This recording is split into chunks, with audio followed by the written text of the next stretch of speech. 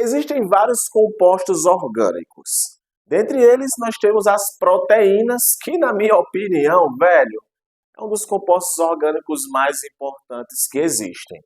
Quando você está estudando proteínas, levando em consideração o ensino médio, geralmente você vê em bioquímica a proteína em específico. Ainda tá onde fala para você sobre a função da proteína, as características de uma proteína, fala muito de enzima. Só que depois você vai aprender como acontece a produção de uma proteína. Isso dentro do assunto de citologia. Eu acho meio, sabe, meio que estranho, mas é assim que tem que funcionar. Porque para tu poder entender como acontece a produção de uma proteína, tu tem que entender antes o que é um material genético. Porque afinal, para poder ocorrer a produção de uma proteína, o material genético tem que ter essa informação. Ou deve existir alguma informação que codifique a união dos aminoácidos. Porque lembra, proteínas são feitas de aminoácidos. Vários aminoácidos se juntam para poder formar as proteínas. Patrick, tu já começou a aula falando um monte de coisa, porque aqui é assim, a gente já começa a aula no Kamehameha. Hoje eu quero explicar para vocês como acontece a produção de uma proteína, uma aula bem mais de revisão, uma aula bem mais objetiva, que com certeza vai te ajudar nos estudos, seja para o ensino médio, para provas de concurso, para o ensino superior. Eu quero te passar aqui uma natazinha com algumas informações sobre o processo de produção de proteínas. Lembrando que proteínas têm várias funções. Lembrando que para poder ocorrer a produção de uma proteína, tem que existir uma informação que, no caso, diga quais são os aminoácidos que irão compor aquela proteína. Tem uma coisinha que eu aprendi há muito tempo atrás que eu sempre levo comigo. No caso das proteínas, a gente vai perceber tipos de aminoácidos diferentes, quantidades de aminoácidos diferentes e sequência de aminoácidos diferentes. Então, tipo, quantidade e sequência vão variar de proteína para proteína. E claro, quem vai determinar a quantidade, o tipo e a sequência é a informação genética. E essa informação genética, ela vem do DNA.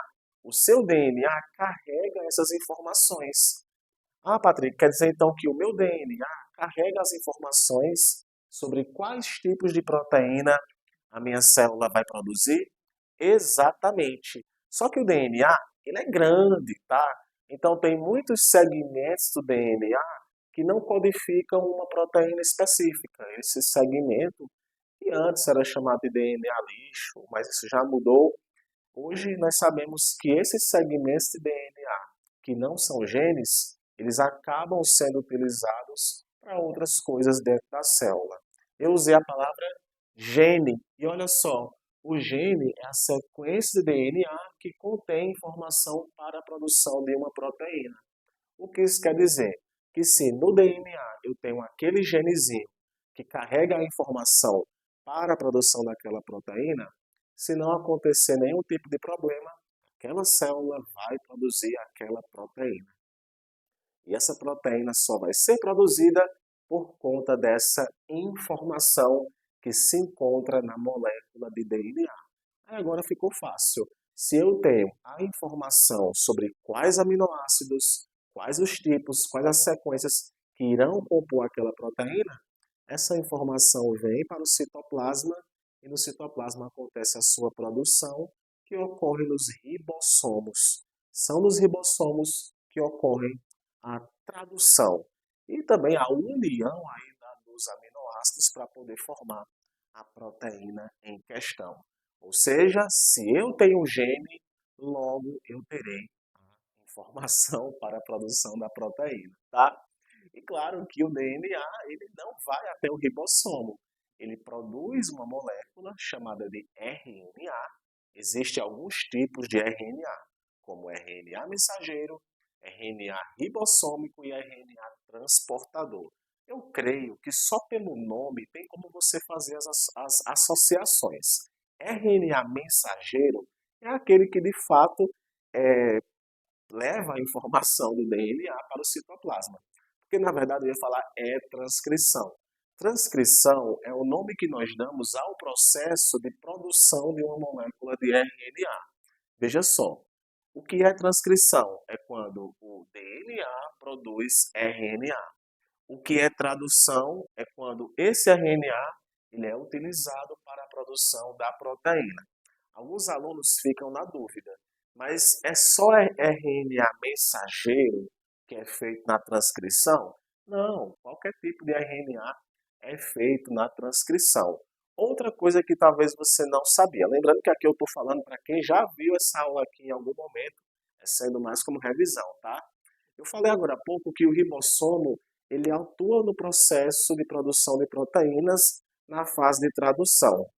E se eu te disser que uma mesma molécula de RNA, ela pode ser usada várias vezes para produzir a mesma proteína, porque senão dá a entender que é assim. A mensagem ela vem lá do DNA, a nível de RNA mensageiro, aí o próprio RNA mensageiro vai para o ribossomo, produziu a proteína e aí acaba.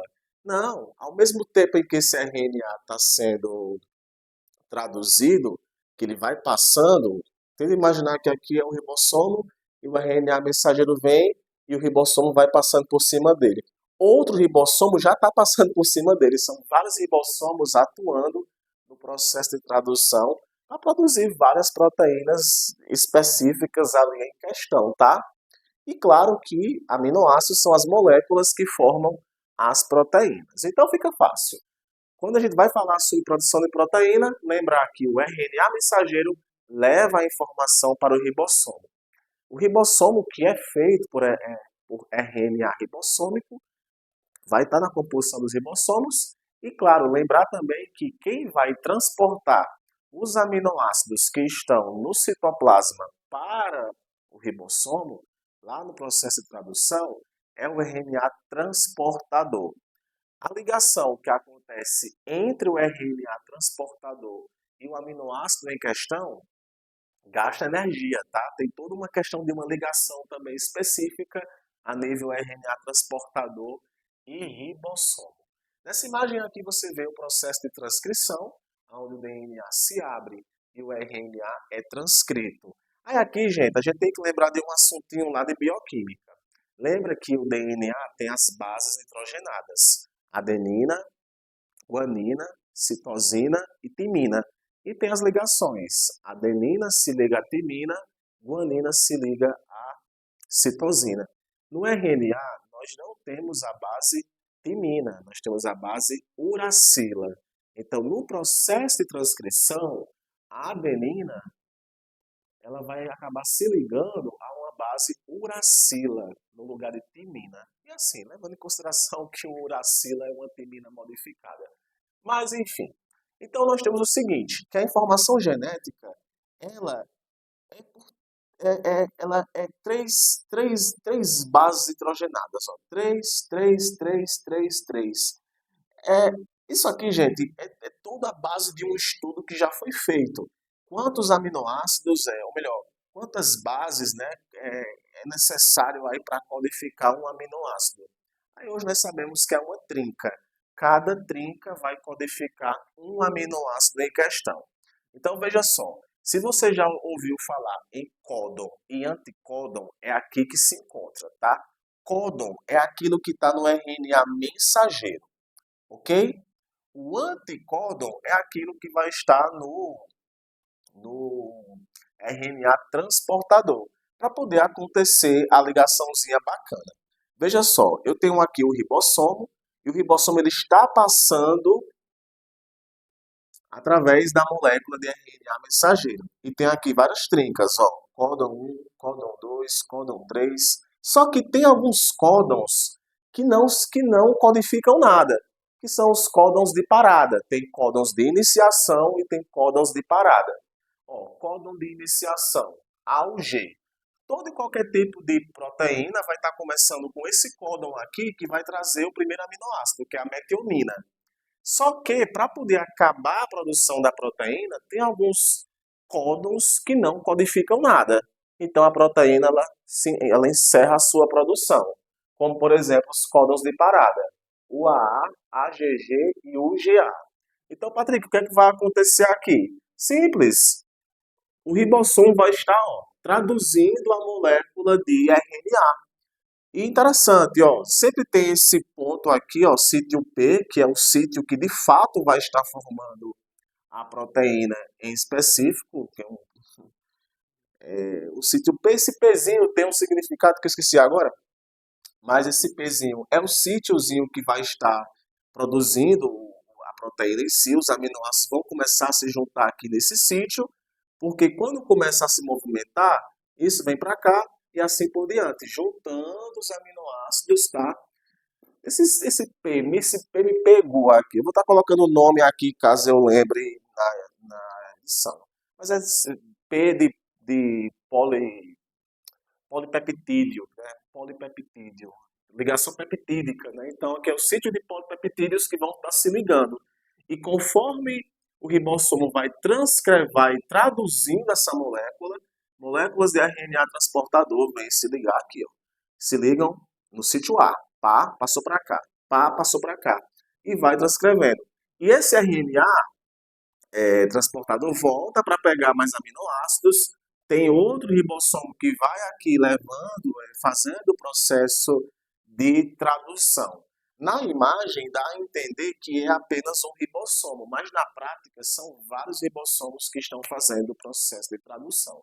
Então, literalmente é isso, e vai formando a proteína, que inicialmente vai ser formada com a sua estrutura primária, que é a sequência de aminoácidos, e depois vai haver aí as suas transformações, a estrutura secundária, terciária e quaternária.